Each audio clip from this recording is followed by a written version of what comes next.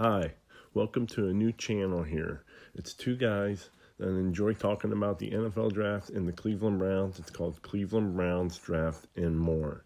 If you like this channel, hit that subscribe button, turn on your notifications, and then next time that we upload a video, you will be notified and you'll know exactly what's going on.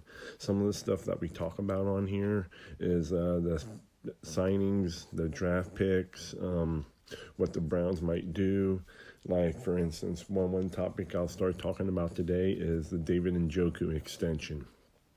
The extension is probably likely. The Browns want a 3-year deal, and I think that they will wait until after that June 1st cut date, so that way Anthony Hooper's contract is off the books. You got $8 million free. You can go out and you can give Njoku that contract. What I think that contract would look like would probably 3 years, $38 million, with like roughly $33 million guaranteed. Or what if the Browns would turn around and tell him, why don't we give you a 4-year, $40 million contract, fully guaranteed? You got fully guaranteed. You'll take a little bit of a pay cut because it only values out to $10 million a year. But if you would fully guarantee that contract, you would have him locked up for 4 years. He's young. You can build around him. You can get him in sooner to be able to work with Deshaun Watson, get him up to speed on the offense. I think it's a win-win for both situations. And plus this first year, which would be this year, you can turn around and you can make that cap hit 5, 6, 7 million, relatively low. And then maybe next year, increase it to 11, 12 million. So this year ain't that big of a cap hit, and you got more money to sign, either a Clowney or a Landry. If you would like to bring them two in, you still can. But I would want to try to keep that cap hit relatively low. And I would think a 4-year, $40 million fully guaranteed deal would be something that he would look at and want. I think he wants to stay in Cleveland. But I wouldn't see anything happening on that front until at least after the draft, if not after June 1st date. Now, the options that they have at pick 44, I think since this is an analytics-driven front office, analytics tells you that you would want a 3-down player over a 2-down player. So what I'm trying to say here is you would rather take a defensive end over a defensive tackle, because a defensive tackle is only going to get you 2 downs, first, second, then he's got to come off the field for a pass rush specialist if you have one of them, over a DN that you can put in there in 3 downs. He can come, blitz a quarterback, stop the run, do everything you need him to do. So with that being said, I think that they would go and try to get yourself a pass rusher, a Bowie Mafe or somebody like that if he's still there at 44.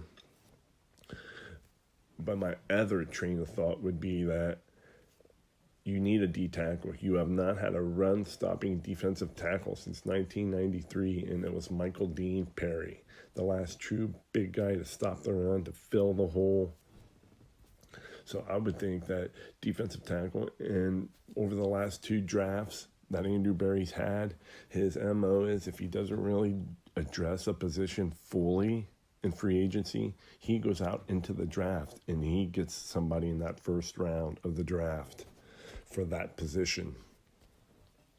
So I think that maybe defensive tackle still on the board. I wouldn't be surprised to look at DeMarvin Leal if he's there.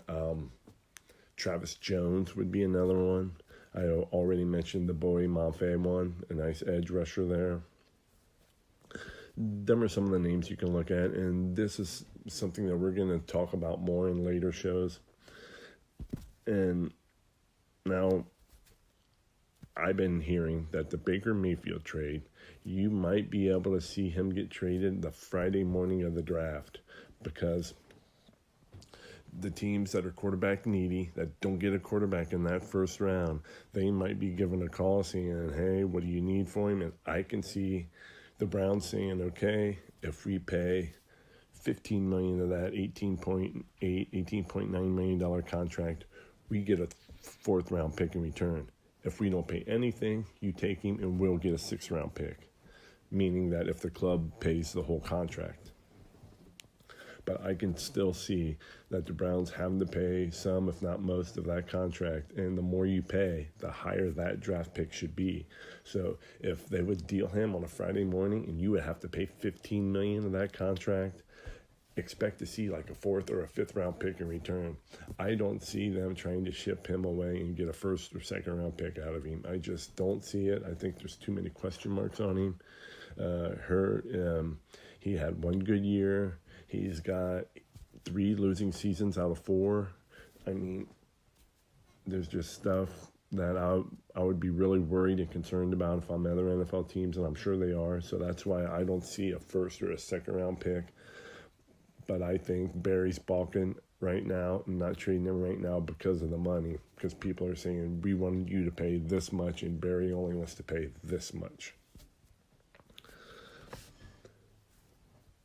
And another topic I would like to discuss would be when Cleveland Browns bring in visits, any NFL team for that matter, but the Browns at this particular time bringing in people for visits.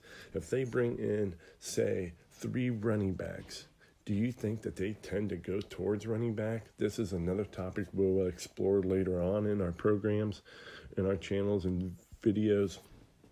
But when you bring in so many people at one position, do you think you're going to go that way? Like the Browns, they brought in like Trevon Bradford, a receiver that you're going to see later in the draft. So do they think that they're going to get a receiver early, or do they think that they're going to address that position later? That's another thing that we'll talk about and go into a little bit more. And I'd like to thank you guys for listening, and we will try to get another one of these videos out soon. Maybe tomorrow, and then maybe Wednesday, give or take, see how our schedules are going. But it's me, and I got another guy with me. He's on vacation right now, but he'll be back for the next video. And if you like this video, you want to hear more of this content, we're straight up, we give it to you how it is. Like our channel, subscribe to it, hit that subscribe button, and hit the notifications. Thank you, and I can't wait to make the next one for you guys.